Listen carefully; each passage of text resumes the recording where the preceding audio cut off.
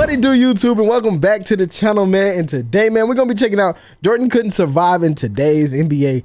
Jason Williams exposed. Now, look, let me understand. Look, I tried to understand Jason Williams on this whole argument. You know, oh, the game is more. You know, it's more. They're more athletic now. They're stronger now. They're this. I tried so hard to understand Jason Williams' point for even saying this crap, but it don't make no sense. You're giving Michael Jordan more space to move. That's what you're telling me. The lane isn't crowded. Everybody, like, centers ain't just staying in the center's position. You get that now, right? Like, you ain't got a 7'2" guy just standing there the whole time. And even if you do, that 7'2" guy nowadays, they're not as strong as they were back then. Like, look at Malone. Really look at Malone. Look at the mailman. Look at the Admiral. Those were some big dudes.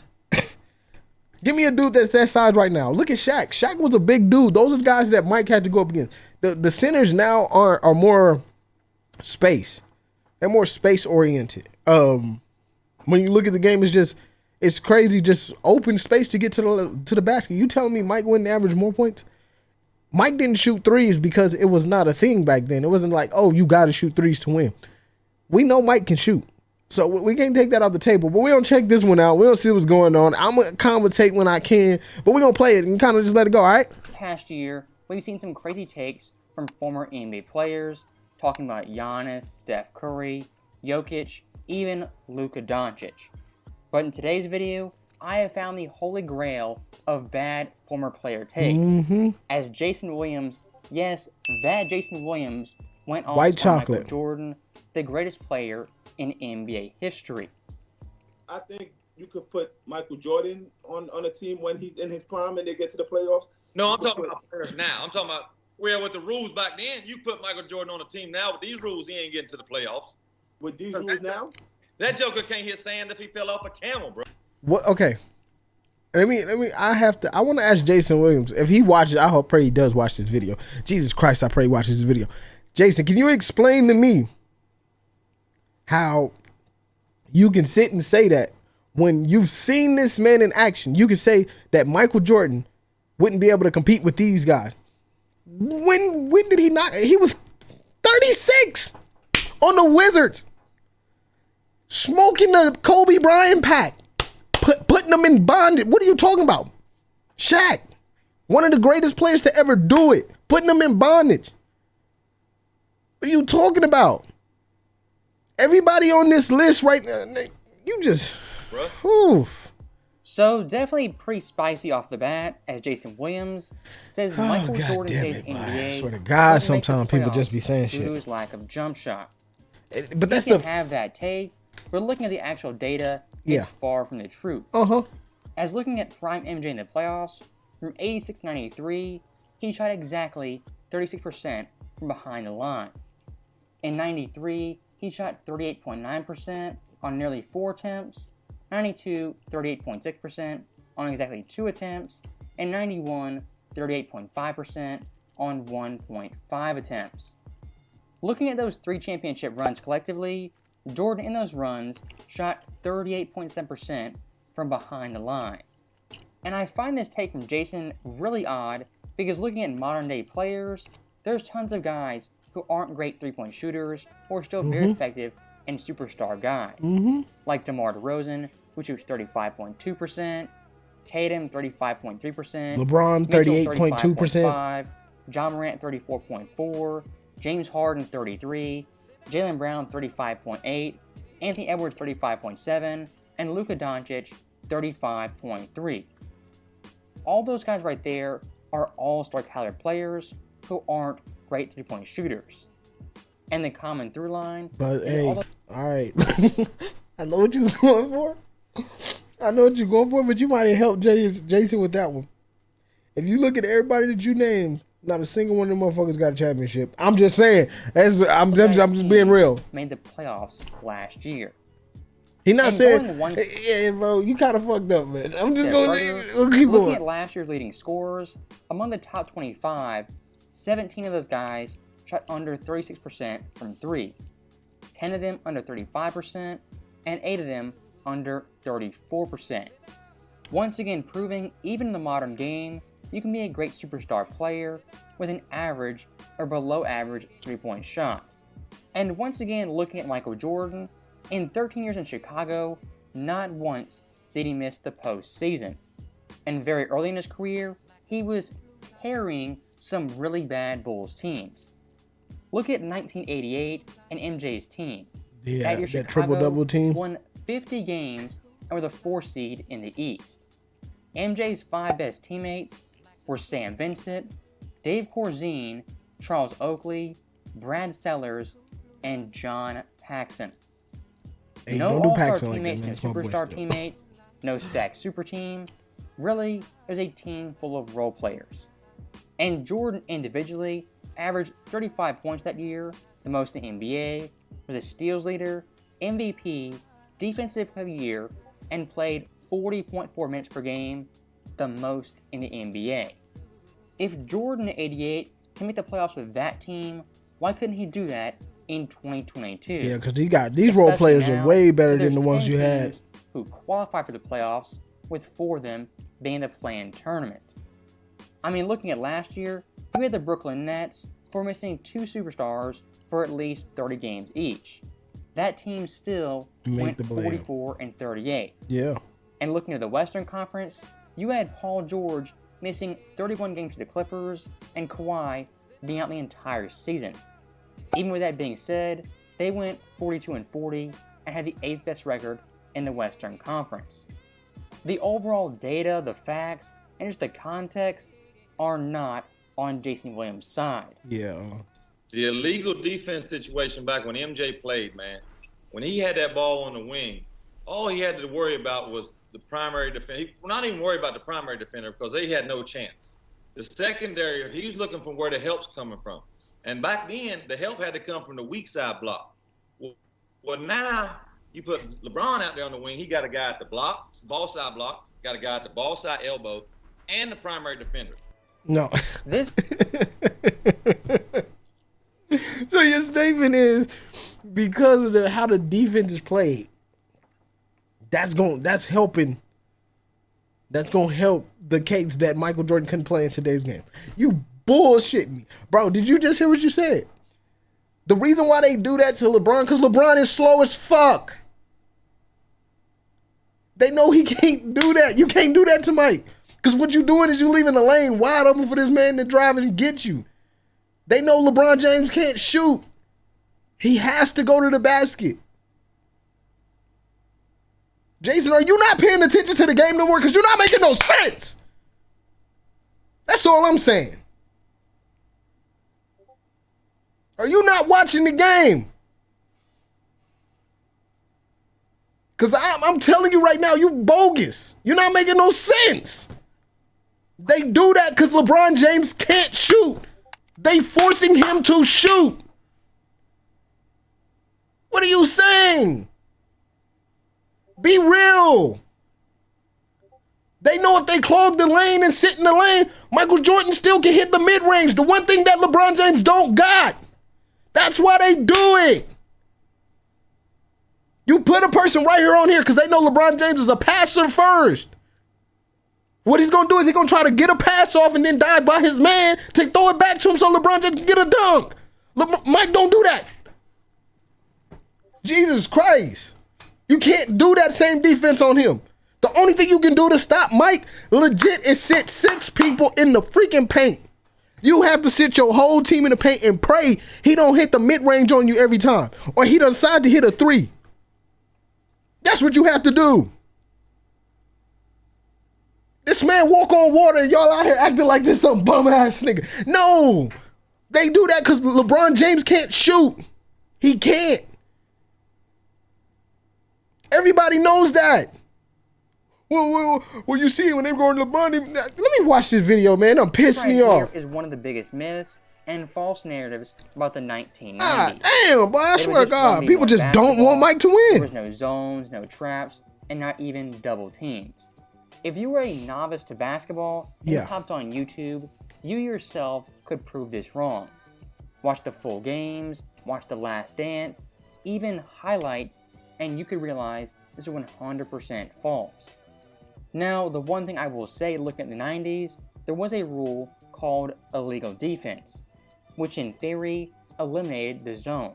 But watching the film, doing the research, illegal defense was rarely, if ever, called. Looking at some of the best defensive teams of the 90s, like the Pistons and Knicks, they would always double team Jordan, Triple show help, play zone, even a box and one. And later on in the decade, you had Orlando, Seattle, and really any decent defensive team sending doubles and having multiple guys watching Jordan and playing a pseudo zone. And looking at Bulls coach Phil Jackson, when he was an actual player with the Knicks, he said in the 70s they would run zones which were technically illegal. But when looking at the refs, they rarely, if ever, called it for them when they were playing at home. Even looking at the New York Times in 1987, they said Jordan faced double teams, triple teams, and zones en route to averaging 37 points. Even looking at the 90s and 96, Phil Jackson once again says zone defense, it was allowed and it was a favorite of the Seattle Supersonics. And at the bottom of that quote, he says Seattle was going to double team him all the time. Even looking at Jordan's own Bulls team, their defensive strategy was disguising zones, applying pressure, and scheming around illegal defensive rules. And looking back at Phil Jackson, when he was coaching the Lakers, he accused the Spurs of running a zone and a 1-2-2. But like time and time before, the refs rarely, if ever, called it out. There are tons and tons of articles, mountains of evidence that prove zone defense was allowed in the 90s, the 80s, and even the 1970s. And looking at modern day zone defenses, when they play zone, I would rarely consider it. Look at this. All right. No, I'm just going actual because I'm kind of heated with that damn take. That was stupid. Where you can't camp and clog the paint. Something back in the day you didn't have when it came to centers as well as power forwards. Now, even with all that damning evidence, let's say still you aren't convinced, and you think Jordan versus zone defenses would have been locked down and an ineffective player. If that's the case, why was Jordan the Wizards so effective before his knee injury? In a 46-game sample size, nearly half the season, he was a dominant player at age 39, averaging 25 points, 6 boards, 5 assists, 1.5 steals, on 42% shooting. At the time of those stats, that kind of pissed me off. There were only 2 other players averaging 25, 5, and 5, that being Kobe, as well as Tracy McGrady. And when it came to scoring, he was easily in the top 10 and pushing top 5. And going one step deeper, looking at those 46 games, 17 of them were versus top 10 defenses, and in that stretch, he had 5 40-point games, which ranks 4th in the NBA behind T-Mac, Shaq, as well as Allen Iverson. And most impressive, in back-to-back games, he had 51 versus the Hornets and 46 versus the Nets. If zone defense is that deadly, and having no illegal defense changes the game so much, why was Jordan at 39 so effective and so dominant pre-injury? Now, looking back at Jason Williams, he had one more quote that was I don't even want to fucking hear it. I don't even want to fucking hear it. Is that crazy that I don't want to fucking hear it? Like, I really don't want to hear it. Like, you just you spitballing, folk. Like, saying back in the day, it was really easier to score, and having someone like Gary Payton defending you wasn't really that challenging. As when you got in the paint, you had no Giannis or Brook Lopez waiting for you at the rim. So what the fuck is Mount Mutombo? What the like? Is he like sitting geese duck? What about Hakeem Olajuwon just sitting there? Oh, Shaq, the mailman, the admiral. I think y'all see this. What you talking about? Gary Payton, he's a wing. So if we talking wings, you want to talk about like wings that you want to try to say Gary Payton. So we got Holiday, Giannis. Giannis is a big dude. Brook Lopez is a big dude. These are all center, like players who can play center. Giannis is the only freak of nature on here that we can honestly say, all right, he's a little bitty different on that thing. But when you look at it, come on, bro. Hakeem Olajuwon. You got people forget he also had to deal with Lambeer. Like, and I'm not saying Lambert was a great player or anything, but he was very, very, very deadly. He had to deal with Dennis Rodman. Don't forget that. I think people like to look at the older teams and just say, man, they played back then, so they trasher than us. No, a lot of them players from back then, I could drop in the game right now and they'll put 40 on you motherfuckers' heads right now. That dream shake, Giannis would get his ass ate up by that dream shake. That boy, y'all better. This quote right here, unlike zone defense, is not hard to debunk. As looking back at the 90s, that era was stacked with big men, bro, as well as great centers. Look at like that center. King, Shaq, David Robinson, Patrick Ewing. God, I didn't even think about Patrick Ewing. God, but you see what I'm saying? Alonzo Mourning too. Dennis Rodman, and so on and so on. Come on, man. Just don't make no sense. The 1990s decade was the deepest when it came to centers as well as rim protectors. And once again, a very important rule, in the 90s, there was no 3 seconds. Yes. And if you look at the bad boy Pistons, one of the best defensive teams ever, versus Michael Jordan, it was 1v5. Look and all at their this. Focus was on Jordan and stopping him. Versus that great physical defensive team who crossed the line multiple times, Michael Jordan averaged 31.2 points on 48% shooting. He had 11 games of 40 plus points, including 59 as well as 61. And if you actually watch the game, when Jordan gets past Joe Dumars, Dennis Rodman, even Isaiah Thomas, the bigs at the rim are waiting for him and they're going to punish him if he drives the ball. That in today's NBA, for the most part, is not allowed. Yes, there are great defensive teams, even players, but when it comes to the Pistons, that style of defense has long been outlawed. And this man, dude, them boys dirty with it. 2022, when it comes to paint scoring, it's Russell easy. Westbrook at his advanced age is still one of the best finishers and paint scorers. Last year, being 8th in paint scoring on 58.2% shooting. And even looking at John Morant, who's more sleight of frame, he was 10th on nearly 70% shooting. If John Morant and Russell Westbrook can dominate in the paint in 2022, why would Michael Jordan even bat an eye? And looking at our last Jason Williams quote, he says Jordan plays the NBA, he'd be an all-star, but he wouldn't be nearly as good. Now, looking at 2022, evaluating the landscape, is there any player who has Jordan's speed, his quickness, his vertical, his defensive skill? The closest speed, all of that to Michael Jordan is Giannis, and that's because he's so fucking long. There's nobody as fast. Ja might have the jumping ability, but we talking about like in a caliber altogether, you don't got nobody like that. Offensive skills, his mid-range game, his post-up game, his clutch ability. Is there any player who checks all those boxes? The closest thing might be Michael LeBron. Jordan, from 88 to 93, was averaging 35, 7, and 7 with 2 steals on 51, 36, and 83 splits. He was playing both ends of the floor, winning MVPs, winning championships, defensive players of the year at the highest possible level. Looking at the top tier of NBA talent, people like Giannis, Jokic, Steph Curry, LeBron James, KD, Embiid, Luka Doncic, all those guys in one way or another are flawed basketball players when it comes to offense or even defense. LeBron don't play defense. Players, only Curry Giannis don't play defense. can rival Jordan in that category. Giannis don't play. He played defense sometimes, but not all the time. NBA is absolute apex. He's the NBA's leading scorer, first team all defense, and every year he's healthy, he's making the playoffs and making some type of deep and meaningful run.